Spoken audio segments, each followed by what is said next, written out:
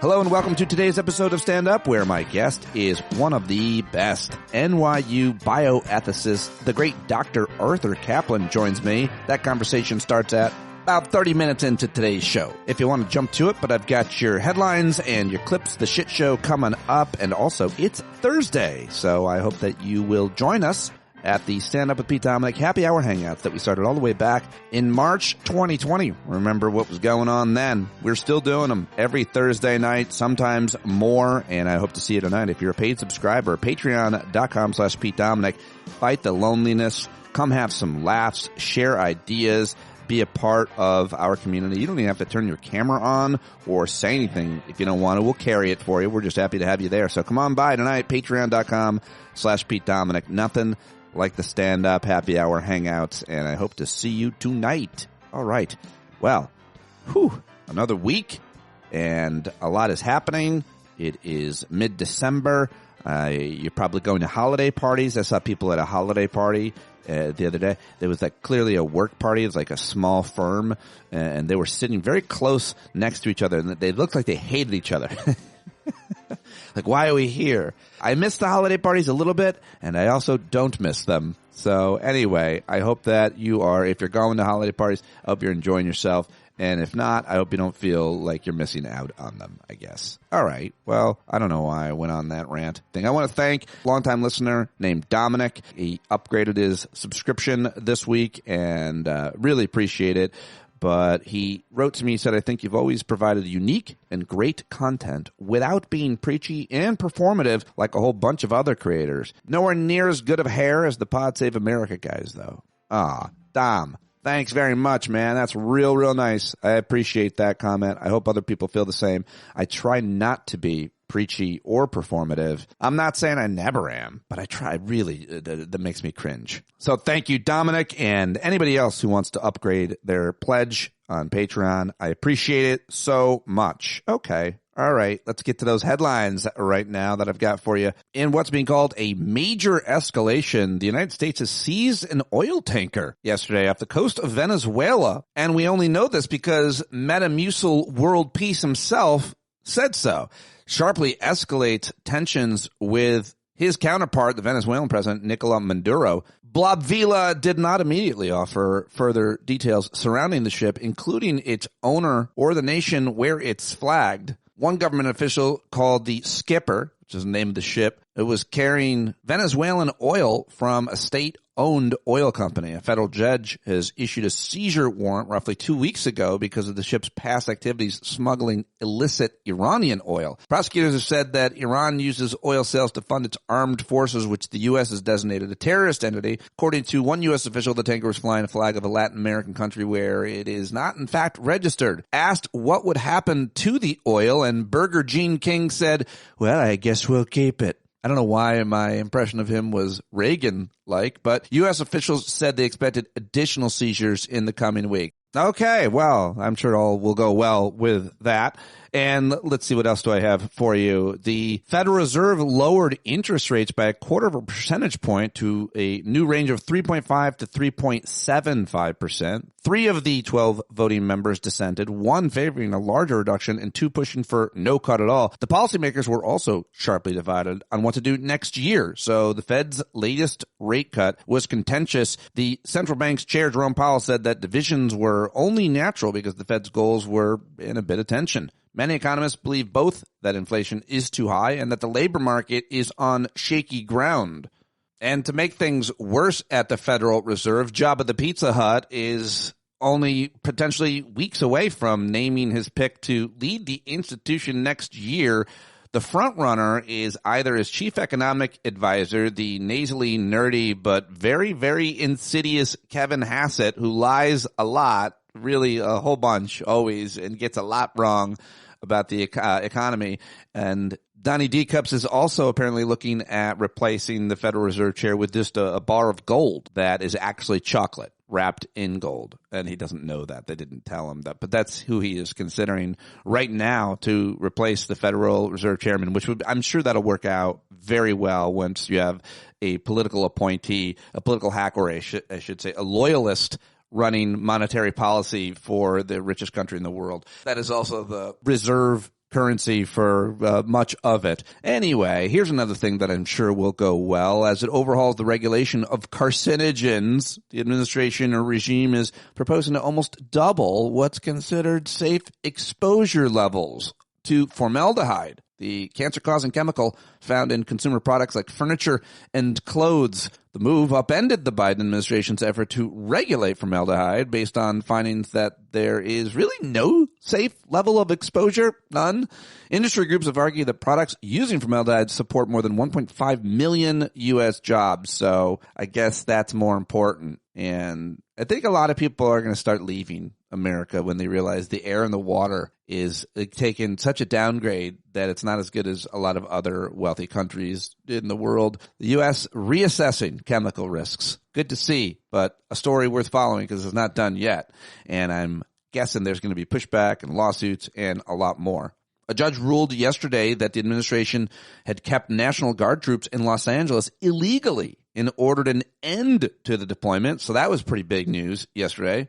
Also, a judge granted a request to unseal records of the federal grand jury investigation into, guess who? Jeffrey Epstein, ruling that could lead to the most expansive look into the case that we've seen so far. At the Supreme Court, the justices heard the case of an Alabama man who challenged his death sentence because of his varying results in a series of IQ tests. And how about this? I don't understand the story. The U.S. may soon review the social media history of visitors from countries like Britain, France, Germany, South Korea.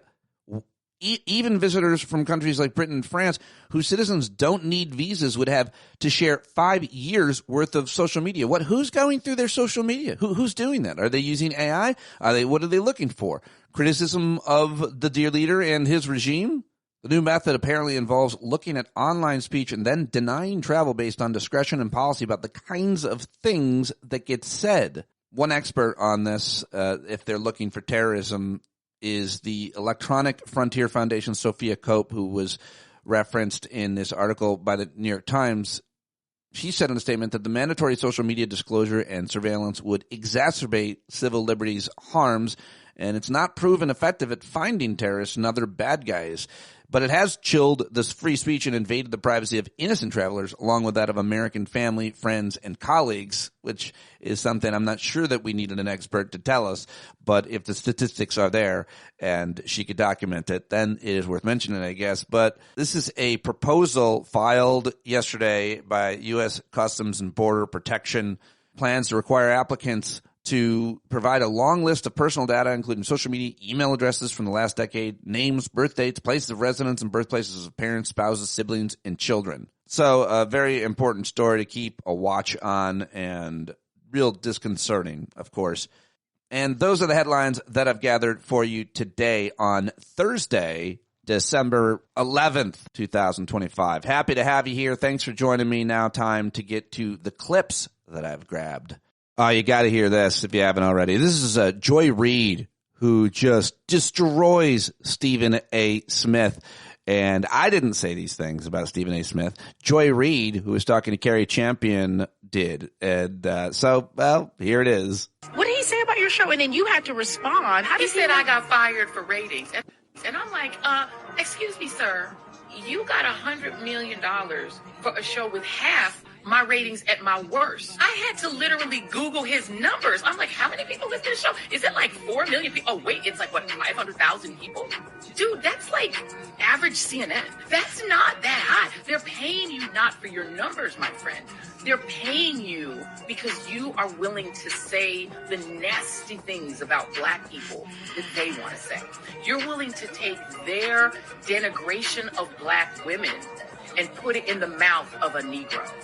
And because you're willing to put the denigration of black women in particular into a Negro's mouth, you now think that, oh, I must be a freaking political genius. But just be clear, you're not being paid for your numbers. You're being paid for what you're willing to do to us for white people's entertainment. And as long as you cool with that, bruh, keep being you. But don't come for my friends. Don't come for people that I know their value and try to devalue them in front of all the black women who can see and hear you, because we know what you're doing. Woo! Yes, good stuff from my friend Joy Reid. Love it, love it, love it. Real good. And now it's time to get to another great clip, another great commentator. One of the best is Mehdi Hassan, and he was on Al Jazeera, and he was debating an Oxford professor named Nigel Bigar, and they were talking about the legacy of slavery, whether people should take pride in or feel guilt for the actions of the British Empire. This was so good. I don't know what else to say. Here it is. I think that we did a great job ending slavery, which we did. But I don't know if this is just because it helps you become a bestseller, but you add this line, the tyranny of imaginary guilt. You're a Christian theologian, and you're saying we shouldn't feel guilty at all about 3 million Africans being taken out of their homes and moved to across the Atlantic? The guilt is imaginary? Why can't we have guilt and also believe everything you just said? First of all, we can only feel guilt for something we did. We did. We did take 3 million people out of Africa. You and I didn't. No, you and I didn't. I can lament what some of our ancestors did.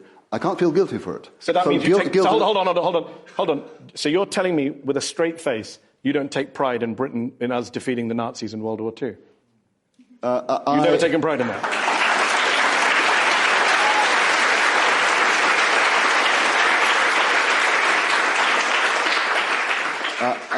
I take pride in it. I admire the fact of what my... How can you take pride in it? It's not us.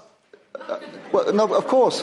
I can't claim the credit for having done that because I didn't. My parents did. I didn't. We as British people take pride. Only indirectly. So why can't we take guilt indirectly? In terms of guilt, because you cannot be guilty for something you didn't do.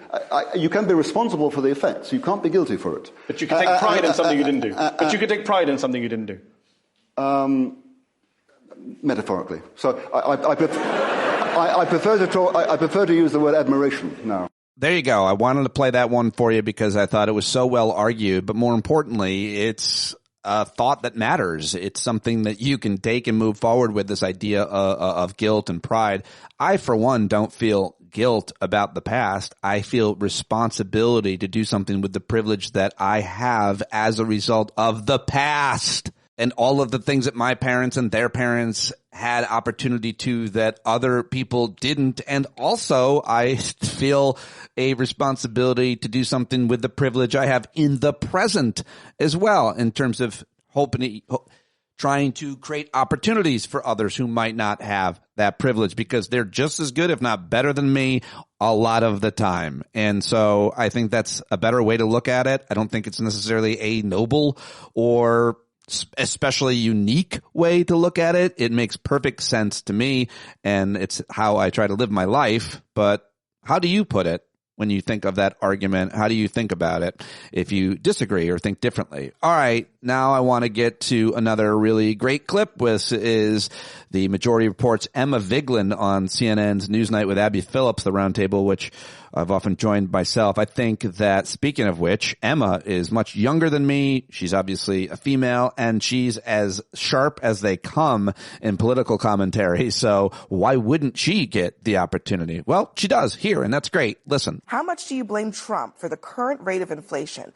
59% say a great deal, a good amount. Well, he's the president. He is the head that wears the crown. Exactly. He is the president. But why go back to the people with the shovel digging the hole? To know that the inflation that occurred under Biden was in part naturally occurring due to supply chain bottlenecks and because the COVID once-in-a-lifetime pandemic occurred. And yes, it occurred. Like we're on trees? Yeah, okay. So, because of supply chain bottlenecks. That's what I'm talking about. There was a labor shortage because of COVID. Policy choices were made. And then there was this thing called greedflation, which was called a left-wing conspiracy theory. But then we saw record returns for corporations in their earnings, which showed that even though prices were going up, they were still taking home record returns, these corporations. And in part, the Biden administration tried to address that with lean econ and more enforcement. Now Trump's in office and there are no cops on the beat. We just hit a record of credit card debt in this country, over $1.2 trillion of credit card debt. We just hit a record in terms of subprime auto delinquencies, showing that people are really hurting. And there's something like the top 1% owns 50% of all stocks and trades. This is an income inequality problem as well as Trump a tariff problem. Trump is also problem. blaming greedflation now for rising costs. And so, to your point, it was considered just sort of a Democratic talking point. Now Trump is doing the same thing. Again, you're seeing the same patterns playing out. And just for people at home who are just like, look, it's getting more expensive to live, they're not buying it. They weren't buying it with Joe Biden, and they're not buying it now. Yeah, they're not buying it because they don't need anybody to tell them. They can see it. But if anybody is listening, Marjorie Taylor Greene wants to tell you about the price increases and that she thinks Petty Roosevelt is lying to you about it all because, you know, he's got a lot of money and doesn't go to the grocery store. Listen to this. I think it's hard for a lot. What grade would you give the president? I think it's hard for a lot of people to take. Look, electric bills have gone up. Everyone's bills have either stayed the same or are going higher. Grocery prices have not gone down. Everybody suffered from inflation that happened during the Biden administration. And I think the president needs to be aware that he's a billionaire, president of the United States, and you can't gaslight people and tell them that their bills are affordable. And you can't tell them that the economy is an A+++. You just can't do that. And I think it's insulting to people's intelligence. And I don't care how many charts he wants to throw up. People literally know because they're the ones standing at the checkout counter in a grocery store. Let's be real, President Trump doesn't go to the grocery store and do his own grocery shopping. And they're the ones buying their kids' clothes and you know, all kinds of goods and supplies for their families.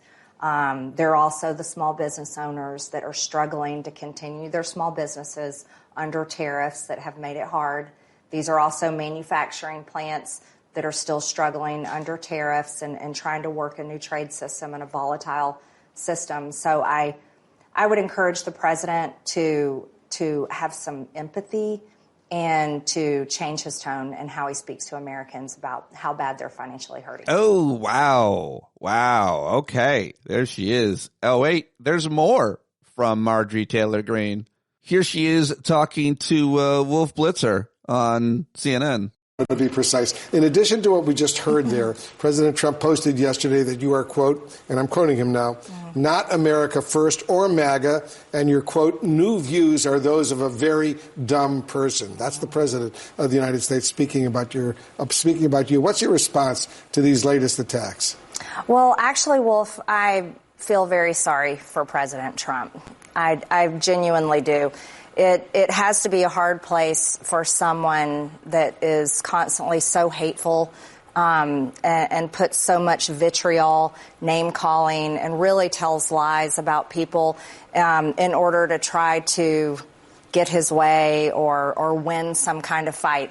And I think that's exactly what's wrong in America today. That's what's wrong in this toxic political environment that has ripped our country apart. And I personally think that that's poor leadership from a president. It's a very bad demeanor, and Americans are very tired of it. Well, there you go. Marjorie Taylor Greene taking no responsibility at all for the toxic environment that has been created. She is, on one hand, blaming Flavio, and on the other hand, when being asked about it by Leslie Stahl on 60 Minutes the other day and anybody else, she's like, where was I? She's always pointing fingers and not taking any responsibility, as far as I can tell. Maybe I missed it. All right, here is Congressman Ro Khanna yesterday at a hearing where some of the victims of ICE were testifying, and he slams the immigration policy of Con Juan and demands reform. Also goes after Justice Brett Kavanaugh, said he never should have been there in the first place. Of course, Brett Kavanaugh in the Supreme Court said that these types of arrests would not really be a hindrance, forget the exact quote, to American citizens who would not be affected. Well, guess what? They're getting affected every day. Here's Ro Khanna. You know, as a son of immigrants whose parents were naturalized in this country, to see a video of ICE agents arresting and detaining American citizens and harassing them is totally unacceptable. And I was ashamed as a member of this government. I saw, Ms. Figueroa, your emotion and the trauma you still face. And I want to say it's not just the Trump administration who bears responsibility for this. Justice Brett Kavanaugh has betrayed the American people, and he has betrayed the Constitution of the United States. And for all his fancy Yale law degree, what he's talking about is that you can arrest people and detain people, American citizens, because of the way they look and how they talk. And I will tell you this, you 5 citizens here have more of an understanding of our Constitution than Brett Kavanaugh ever will have. He should have never been put on the court, and he should be impeached today. But I will tell you, I've never felt more angry seeing what these agents are doing to American citizens. But there need to be consequences. There need to be consequences.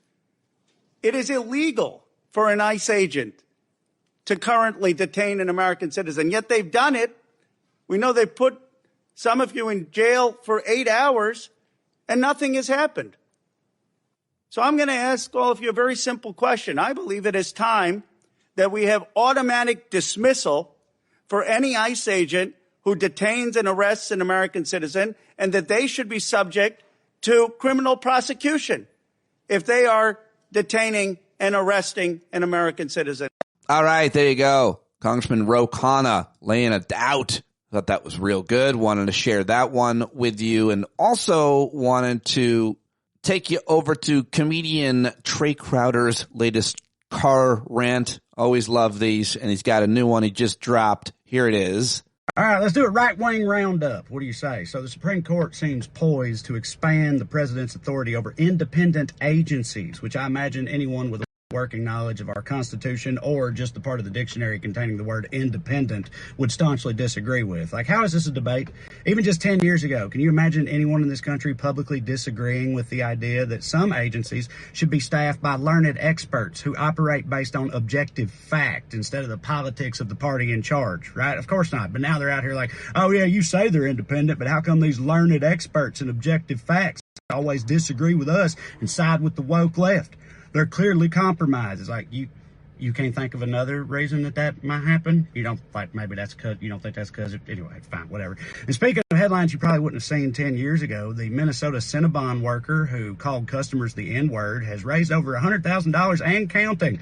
Ain't that America? I don't know about y'all, but I find this to be less than ideal. Back in my day, the racists at least had the decency to take a smoke break and whisper the N-word to each other out by the dumpster, you know, with the rest of the trash. The fact that so many of them are brazen about it now is a sign of serious moral decay. But why wouldn't they do it? It's very lucrative. If anything, you could argue this lady should have been more disgusting, right? She was racist to adults. She's only got $100K, right? But the other Minnesota white lady who went viral for being racist this year, back in April, she got almost $1 million because she hurled the N-word at a 5-year-old in a playground. Y'all, our society is out here giving out NFL vet minimum contracts for slinging slurs at school children, y'all. It's crazy. And you just know there's papaws all around the South seeing these stories like, damn, I didn't know you could go pro. It's only going to get worse, this stuff. It's been incentivized. You know, now if you get sick and tired of your Baskin-Robbins job, just wait until the next time the local theater teacher comes in, hit him with all of homophobia's greatest hits. The next thing you know, you got a podcast in a Maserati. Like, we are so fucked, y'all. But in lighter news, Transportation Secretary Sean Duffy has been comically stupid lately. He was asked how he would improve the air travel experience or if he had any plans for lowering cost. And he said, basically, well, first, I think everyone should get dressed up to fly again, like those old-timey pictures where the stewardess are all super hot and everyone's smoking cigarettes and being white and looking awesome. Like, sir, I don't understand how that's going to improve. Also, I don't know what you mean by costs or plans, but how about this? Pull-up bar at every gate. Yeah, you get some reps in, maybe get a nice pump. Try not to be the type of fat, sad loser that brings up dumb shit at press conferences. Maybe try that. All right, no more questions. Duffy, out. And look, I'm going to tell you, I travel all the time. I'm going to tell you right now, if I see a white man at the airport doing pull-ups in a 3-piece suit, I am 100% going to assume that in his spare time, he axe murders people while critiquing contemporary pop albums. I'm just saying. All right, everything's a nightmare. Love you. Oh, so good. Trey Crowder, always, always great. Let's get some more laughs from the late night comedians now. First, it's Seth Meyers on NBC's Late Night with Seth Meyers. In a lengthy post last night on Truth Social, President Trump complained about his recent exams at Walter Reed Medical Center and said that he took 3 cognitive tests and, quote, aced all 3 of them in front of large numbers of doctors and experts. Not sure that's the brag you think it is. It's One thing if you take a cognitive test, it's another thing if your cognitive tests are standing room only. I got 2 tickets for the Trump exam. Who needs 2? That's right. President Trump said that he's taken a cognitive examination on 3 separate occasions. Dude, that's not good. They don't keep calling you back because they're so impressed. Someone says they've been to the hospital 3 times this year. The only response is, oh no, sending good vibes. While speaking last night at a casino in Pennsylvania, President Trump referred to White House Chief of Staff Susie Wiles as Susie Trump. 2 in the mezzanine for the Trump cognitive exam.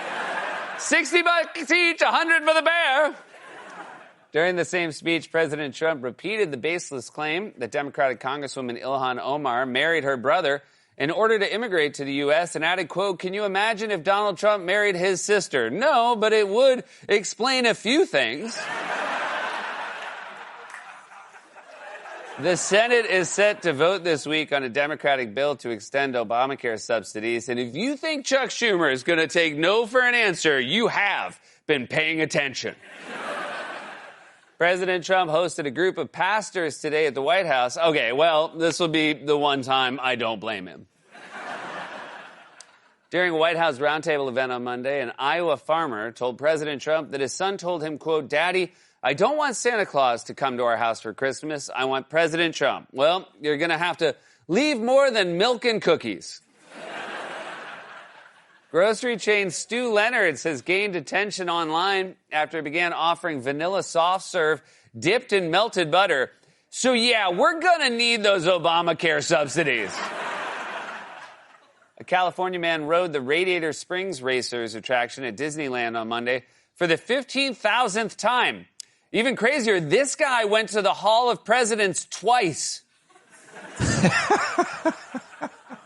All right, there you go. It's just a picture of a guy probably on his staff on that. A couple of those you needed the pictures for him. But that was Seth Meyers last night, and let's check in with Jimmy Kimmel over on ABC. I have to say, this weather is almost suspiciously warm. You know what the temperature was at 7:30 this morning? It was 67 degrees here. And you know why I know that? Because every morning my kids wake up and ask Alexa what the temperature is, and they keep asking every 10 minutes until 6-7 comes, and then they go nuts. Does your son Benji do this, Guillermo? No, Jimmy. Oh, they do it every day. And I have to say, I like it. I think it's funny. But a lot of people, parents, teachers, and even some companies have had enough, including In-N-Out. In-N-Out, the burger chain, has decided to ban the number 6-7 from their restaurants. You know, you get the order number, you wait for it to be called. Well, people have been going to In-N-Out and doing this. Guest number 67. 67.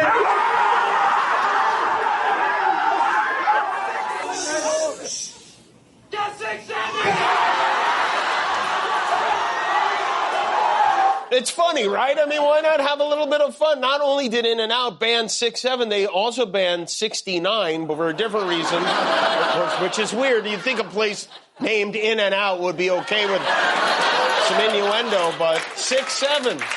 I mean, come on. Give the children a break. We've got a fascist deciding their future. We got AI taking all their jobs. Their best friends are chatbots. Let them have 6-7, for God. Yeah, I love it. That was crazy. Kids were going nuts at In-N-Out. You got to see those videos. I love it. All right. That's it. That's all I've got for you. It's got to get this posted for you. It is time to get to now my conversation with NYU bioethicist. It's the great Dr. Arthur Caplan, who has published all kinds of articles his whole career. He's got all the respect of his peers in bioethics. He's a regular contributor to WebMD's Medscape, a regular commentator on television and WGBF, great public Boston radio station, and a freaking guest here on the show, and a guy who's become a friend, and I like him a lot. I trust him a lot, and I'm always happy when I get the opportunity to talk to this very prestigious thinker and fella. It's the great Dr. Art Caplan right now. Oh, look who I got, a heavy hitter. He is the preeminent, one of the bioethicists. The dude created bioethics, for God's sake. Great to see you, Dr. Arthur Caplan. Welcome back. Thank you for joining me today. Thanks so much for having me. Lots to talk about with you today, of course, as there always is, a list. Can we just start with the easier, pettier, shittier things, I guess?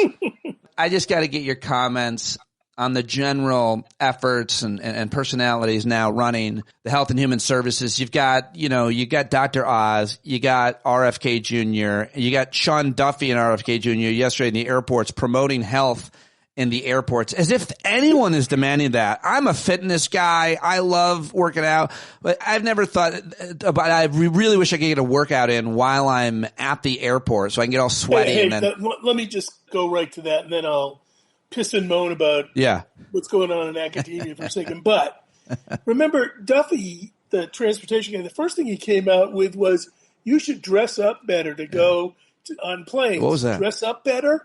I'm going to sit in a tube for, 9 hours next to some drunk, and you want me to wear a suit and tie when I'm flying around? Then he asked, no, I'm going to be drunk because I was at the airport. Exactly. And then he says, with his buddy RFK, Mr. Steroid, by the way, hey, and while you're at it, let's do some pull-ups at the airport. So I'm going to wear a 3-piece suit, do pull-ups, and then head for the plane. I imagine sweaty, stinky.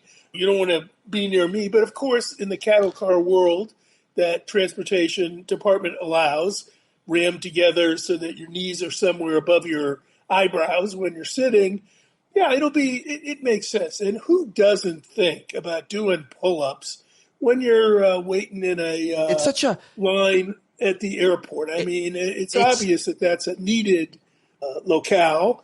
And let me say one other thing.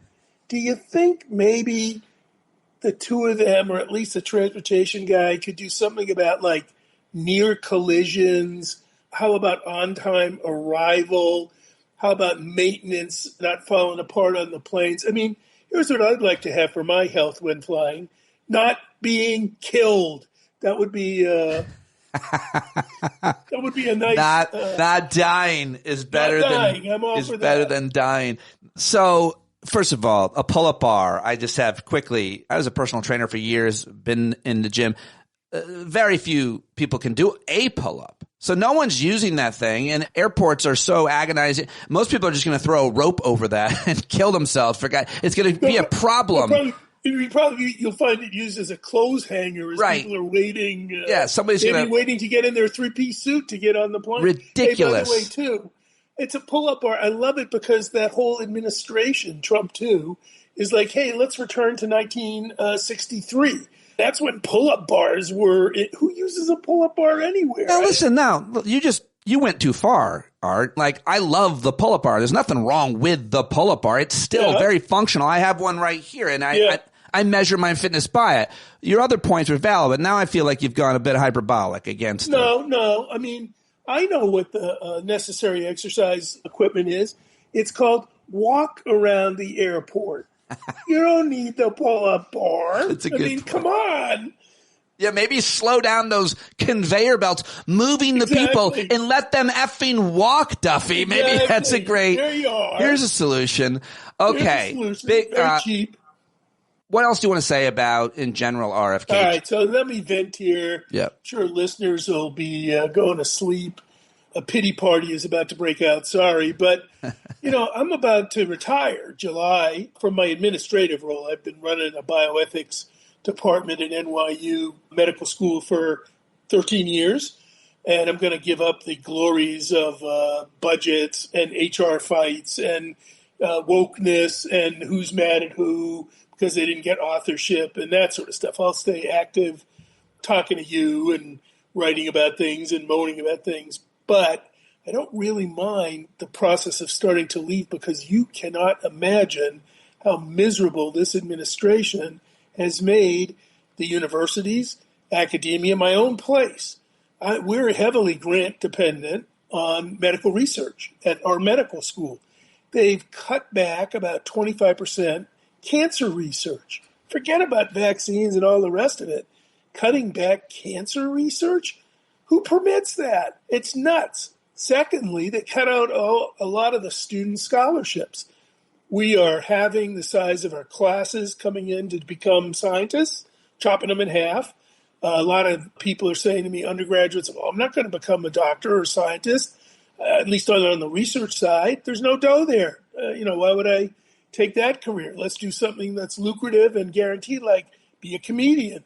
And you have two people sitting there saying things like, let's get rid of diversity, equity, and inclusiveness. Scrub your sites.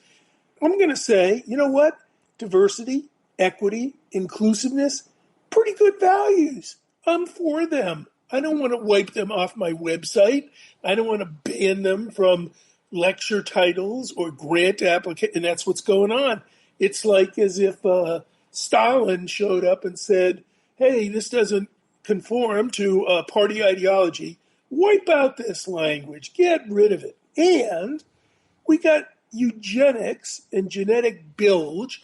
This president sits around calling people garbage, trash, sources of disease. He brings all these billionaires in like Musk, who clearly are racist to the core.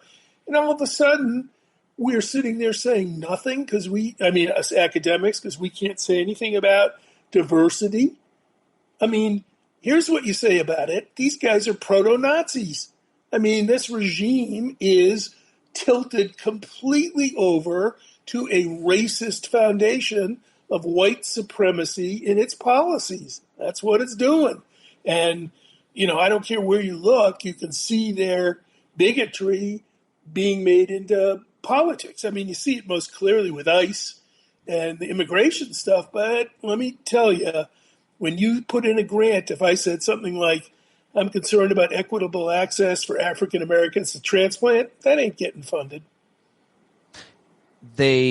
Let's talk more about the research cuts and what it means, because I feel like that's one of the undercovered stories. Did you say that they cut back on cancer research 25%? I don't understand how that could be or what that looks like. Was it only cancer research that affects trans people? Because that would make sense.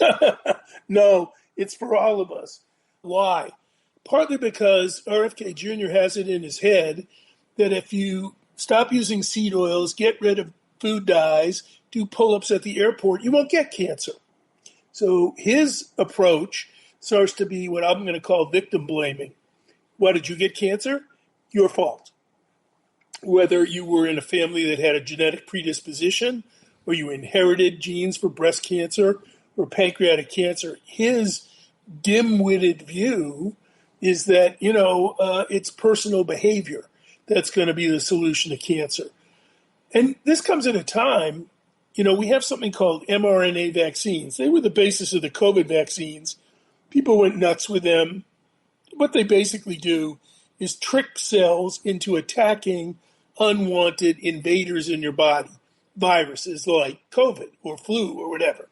We didn't have that technology up until COVID. A lot of people hate them, fear them, have gone nuts about them. This is where you get Kennedy saying, we got to ban COVID vaccines because they rely on this mRNA technology, snipping basically genes out of some cells and turning them into warriors against invading cells. Well, you know what cancer is? It's an invading cell. You know what we're on the verge of is using that mRNA technology to make vaccines to kill cancer. But they hate mRNA vaccines in the administration. By the way, for listeners, remember Jimmy Carter kept living with his melanoma? He was getting experimental skin cancer vaccines that worked. It kept him alive at least a couple more years. Wow. And we're on the verge of more of those. And they're not funding that stuff. And that is nuts. So much nuts. So much craziness, especially when it comes to vaccines. Let me just quickly ask, I don't know if this is a question that but when you talk about trying to prevent the research into the science, and in this case vaccines, that would prevent or cure cancer or treat cancer, that's obviously one approach. The other approach is identifying what causes cancer and trying to prevent that. And if what causes cancer is our consumption of certain foods or the air we breathe or water, or living conditions or something like that, is there any possibility that they, are doing something to identify the causes? Because science has always been looking for the causes. I think we know there's a pretty strong link between things like lung cancer and smoking. And we can go on and on about certain behaviors and obesity and so on. But what's your answer to that? So here's where Kennedy is as the chief health guy. He's pursuing, if you will, environment, but it's bizarre. It's this sort of, we got to get away from seed oils and we've got to make sure we take our supplements and this sort of stuff. What they're shutting down at the same time at the EPA, Environmental Protection Agency, and other monitoring agencies are exactly what you're talking about. Right. What's the impact on cancer of industrial pollution? What do you do if you cite every dump next door to a minority neighborhood, which is almost always what happens? What's their cancer rate look like? If you live in North Jersey and you drive down the turnpike and you see all the oil industry stuff blowing its waste, you would call that the cancer corridor. But we don't have to worry about that anymore because in their wisdom, they've decided, let's not collect data on that. That'll make the cancer rates go down because we won't know about them. We'll have no numbers. They're not taking on the industries. They're not taking on the real, I'll say, environmental causes of cancer, really trying to get, let's just say, pesticides out of food. How about that one? I'm all for that. We know that there's dangers in the way our agriculture works. Is Kennedy talking about that? No. So, perfect answer. Let me move on to, though, just one more question around, I guess, this, which is specifically one of the most outrageous things that has happened, I think, and maybe you can cite something more outrageous, but it feels to me like this is the kind that probably resonates and has an immediate effect that reverberates, was when RFK Jr. and then the president himself said that there is a link between Tylenol and vaccines and that pregnant women shouldn't take Tylenol. And then a lot of people did a little research and find out why pregnant women take Tylenol is because they get really ill and Tylenol is the thing that helps. And it's then I think Trump said walk it off basically. But right. Suck it up. But that there is a connection between Tylenol and autism rather. And I think it's a Tylenol and vaccines, Tylenol and autism. What kind, like, does anything else so publicly do damage? That seems like a very easy thing for people to hear. Tylenol, pregnancy, don't do it, or your kid's going to be born. And it's your fault, by the way. The other aspect of that was that people who do have kids who are autistic then blame themselves for taking Tylenol and not knowing better. They're selfish. They decided their fever and their terrible pain from whatever they got when they were pregnant, they're going to put that over the interests of their baby. Who does that? Nobody does. Mothers don't do that. That's insulting in the extreme to women. But the Tylenol autism link is so bogus. I don't know. You're probably right. It's a contender for maybe stupidest cause and effect claim that I've heard out of this administration and out of Kennedy, Oz, and Trump. Why? Because the mechanisms of how Tylenol work don't have anything to do with the behavior that results when you have autism. Secondly, autism isn't a single thing, right? There are geniuses who are autistic. There are people in institutions with severe autism. The idea that it's all one thing, that's wrong. Kennedy talks about it like, and you don't want to get autism because that means you're going to be incontinent in an institution having somebody spoon feed you. And I agree. And that's probably where Musk belongs as the most visible autistic guy running around. I mean, again, it causes this range of stuff. How does that work? We know that autism has been around before Tylenol. How's that for a reputation? Tylenol started getting marketing, I think, in the mid-90s. There's plenty of autism diagnosed before that. Have the rates of Tylenol use been going up like the rates of autism have been going up? No. They're pretty steady, so it makes me think that's not a cause and effect. So I don't know where they came up with this thing. They promised, I don't know, for a couple of months earlier, they're going to come up with big news and solve the autism thing, and this was it. And it was like the biggest nothing burger ever produced. I believe the maker of Tylenol is suing them as well. I'm not sure. But oh, boy, I would. Yeah, I would be. Certainly.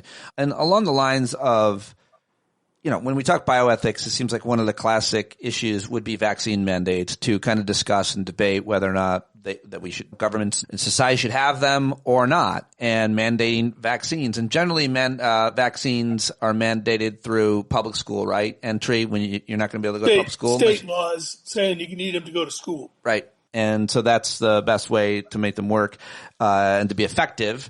And often they're given before the baby even leaves the hospital, because otherwise that mom may never come back. And that it's some listeners may have heard about the fight now about hepatitis B vaccine. That's what I was getting to. Yeah. Yeah. And you have to give that right away. And the goofballs on the Vaccine Advisory Committee, the list of goofiness being very long now, unqualified people who don't know what they're talking about, they keep saying, well, you don't have to give it at birth because the baby hasn't been sleeping with prostitutes or showing up at gay bars where hepatitis might be communicated. It is true there's sexual transmission of hepatitis. It's also true that you can get hepatitis if you get scratched. It's also true you can get hepatitis because it lingers for about a week. This is a toilet seat disease, by the way. So you want to get vaccinated because you can get exposed to blood as a baby, as a newborn, all over the place. And I'll add one other thing. Maybe mom is pure and wonderful, but that doesn't mean that dad was, and dad wasn't exposed somehow to hepatitis in his life that he didn't know by his rampaging dating life or whatever he was doing. You want to vaccinate the baby. There's been no safety issue. Why are we changing the schedule? And we know we save and prevent cases. Makes no sense whatsoever. But let me say one word about the mandates. Yeah. It's the ethics stupid, to quote James Carville, I think it was, on the economy stupid. Yeah. Here, why are we vaccinating and mandating? It's not just to protect your kid. It's because if you don't vaccinate, you choose not to, then my kid, who's got an immune disease or was born needing cancer therapy or had a transplant, can't be vaccinated because it doesn't work because their immune system doesn't work. I don't want your kid to infect my kid. And I also don't want your kid to infect grandpa when he comes to visit. Or I don't want your kid to infect the newborn that we were just talking about who doesn't have any immunity when mom brings him over to show him off to the family and all that sort of thing. What I mean by the ethics is you have a duty to protect your neighbor. You have a duty to protect the vulnerable. They can't do it themselves. And where I think some of the vaccine arguments have gone off track, this isn't about the safety of vaccines. That's bogus. These vaccines are safe for kids. It's selfishness. It's just saying, I don't want to do it. I'm not going to do it. I choose not to do it. Kennedy says, I'm not anti-vaccine. I just want you to have choice. Well, here's the rebuttal. If you don't mandate vaccines, the choice will be, I'll kill that neighbor's kid. You make it pretty stark, but I do think, just to be clear, there is a certain strain or percentage of Americans and people living around the world that don't care about their neighbors or the vulnerable. I think we saw that during COVID. I think that shared sacrifice is something that America hasn't made since World War II. We don't necessarily care about each other. I couldn't agree more, but let's take it on and let's call it out. No doubt. And let's say, hey, you know what? You don't vaccinate your kid to help others, you're an asshole. Not only that, if you have more items than the person behind you at the grocery store, move aside. Like, these are kind of, thoughtful behaviors. It's not, these are the easiest behaviors in the world to help a stranger. There could be almost nothing easier. Here's what the Florida Surgeon General said when he said we're going to do away in the state of Florida with childhood vaccine mandates to go to school. We're going to get rid of them. And some reporter properly said, well, that's going to cause an increase in deaths among kids who can't get vaccinated. You know what he said? Well, that's the cost of liberty. The cost of liberty is to kill kids in Florida? Now, I know that's an attitude you hear about gun laws. Now it's being extended into vaccines. I'm going to say it again. It's bogus ethics. Bogus. Well, it's not ethics. It's not ethics. It's selfishness. It's, almost a kind of indulgence, self-indulgence. You're a bioethicist, one of the most respected in the country, and you've been in and around this world for your whole career. I don't think we've ever really asked about teaching ethics. I didn't learn about it being a subject, a course, a study until I think I was in college and I heard about it. And I didn't study it. My brother-in-law, I remember, gave me an ethics book. So I was like, what's this? Where is the appropriate time? Is it slipped in all of our childhood lessons? Like, I feel like Mr. Rogers taught me ethics, But I mean, is there a formal way or even PBS way that it should be taught to young kids, much less? Because it seems that we have lost a lot of care and respect for our humanity in a lot of ways. When we're rooting for people to bleed out in the sea and we're pro-torture and pro-war and COVID and what does it belie? So, two things about teaching ethics. It has to start early, but it should be continued throughout the education system. I mean, I know people disagree about ethics, and that's okay, but at least knowing how to think it through, what's a good argument, what's a bad argument, where do the foundational principles come from, blah, blah, blah, blah. So I wouldn't do it as a single dose course in the 4th grade. You want to kind of continue. But honestly, what's happened is religious groups got it out of the curriculum because they said, we don't want you teaching what I'm going to call secular ethics to our kids. We'll take care of it at the church or the synagogue or wherever they are. And they don't. I mean, they don't weirdly teach ethics. What do they teach? A version of Jesus who says, I'm selfish, and I think people who profit are rewarded and acting in my name. Yeah.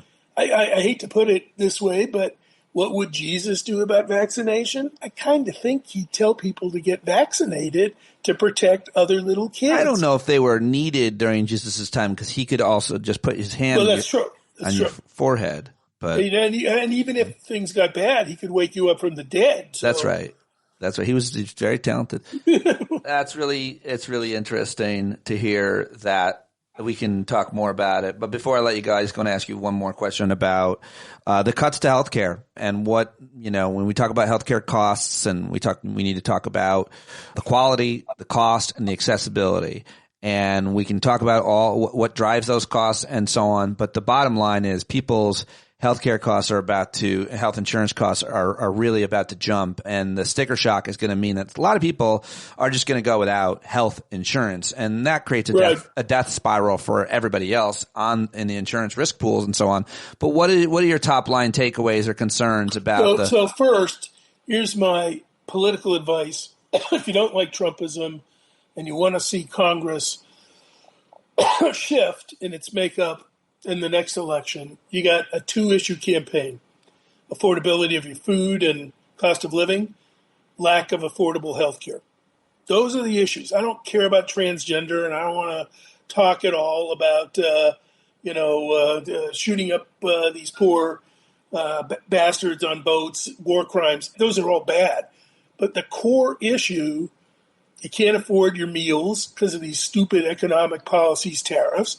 And the big, beautiful bill that's about to come without any remedy by a Republican president in Congress is going to disenfranchise a huge number of people who now get Medicaid, a large number of people who now, depending on Obamacare, because they get subsidized to pay the costs.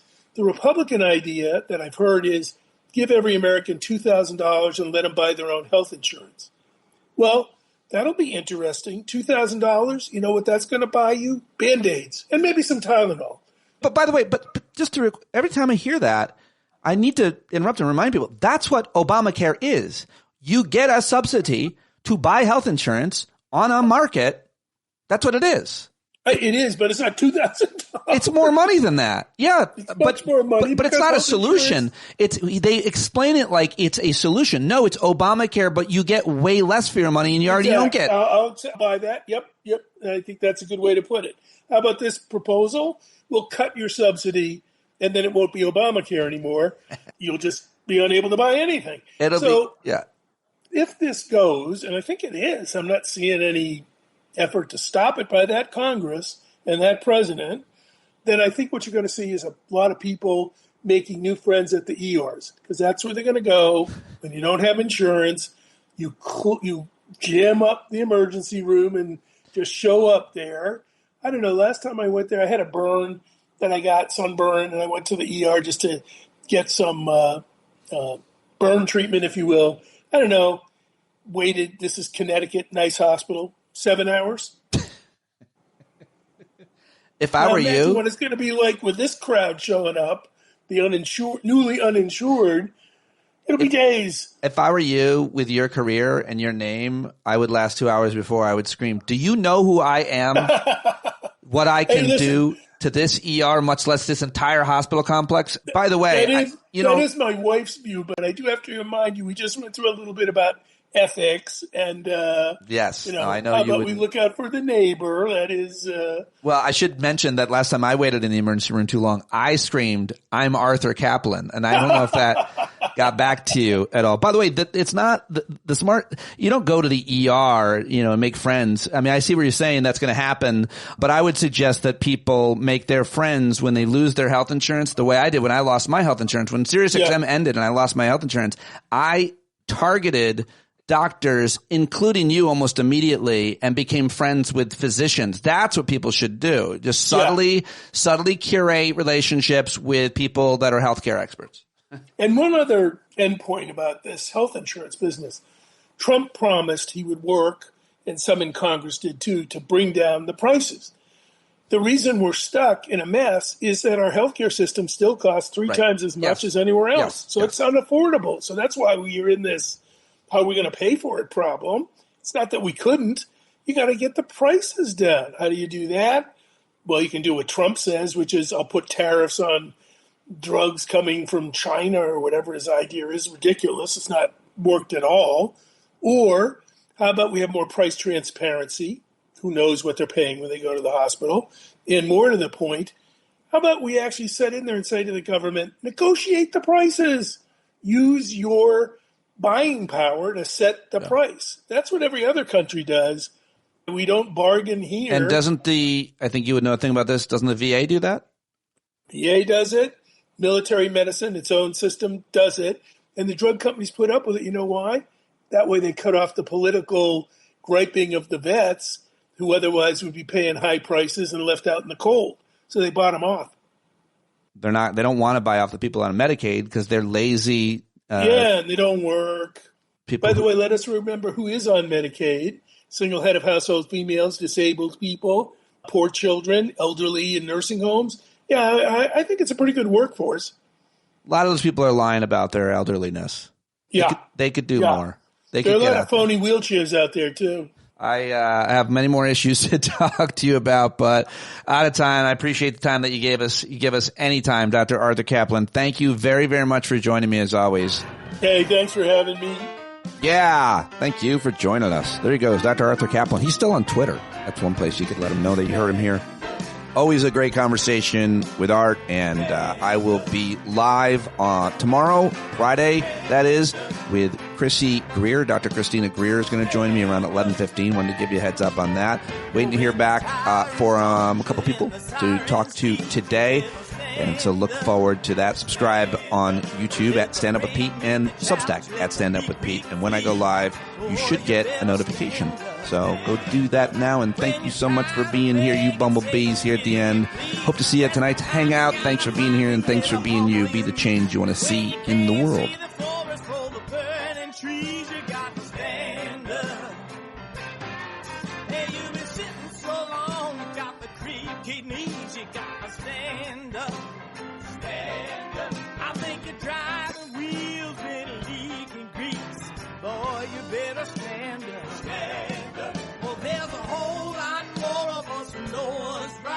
Keep right on ignoring us if we keep sitting tight. You got to open up the window to let in some light. You got to stand up.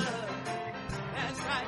You got to rise up. You got to stand up. You got to stare the devil straight in the eye. You got to let him know it's his turn to go. See it clear when all you hear is a lie. So get up off of your butt, down off of your fence. Even if it ain't a very friendly audience, well, they'll begin to listen when you start making sense. And you stand up, stand up. No need to point your rifle to defend your town. Just stand up, stand up. You know they can't deny you what you're laying down. Oh, you better stand up, stand up. Show your face of every color, yellow, black, red, and brown. She's the place where every lost child will finally be found. There's only one thing to do before we stand our ground, and that's stand up, stand up. Well, the founding fathers saw a land for all. They had to stand up, they had to stand wishing for a crystal ball, drawing all the plans of a stand up. But all they had to go on was the time they were in, with other causes for laws and since they weren't even sin. They knew that change was gonna come before the change could begin. They had to stand